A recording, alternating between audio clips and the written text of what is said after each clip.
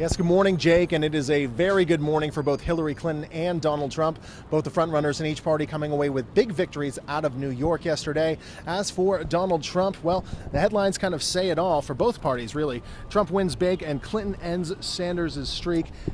Bernie Sanders, coming into New York, had won 8 of the last 9 contests, both primaries and caucuses. He was looking for a victory in New York to go to those superdelegates and say, look, I have both the psychological edge and now the momentum.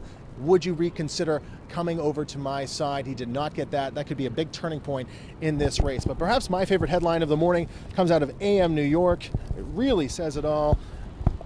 The W train, and that W train, that wind train, was a runaway freight train for Donald Trump. He wins 60% of the vote yesterday to Ted Cruz's 15%. Donald Trump walks away from New York with 89 delegates. Ted Cruz, 0 delegates. He finishes third behind John Kasich, who comes out with 3 delegates out of New York. Now, in their speeches last night, Hillary Clinton reached out to Bernie Sanders supporters saying that, quote, we have much more that unites us than divides us. As for Donald Trump, he was a little bit less magnanimous in his victory, saying to Senator Ted Cruz, Senator Cruz is just about mathematically eliminated. And really, for both parties now, it's going to be hard to make an argument that either Cruz or Sanders has a path to victory as we move forward. One last note to make.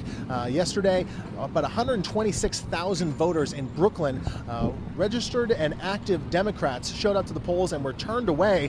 They were told that their names were not on the rolls. Now, City Comptroller Scott Stringer is looking into this. However, keep in mind, Hillary Clinton won New York City and Brooklyn.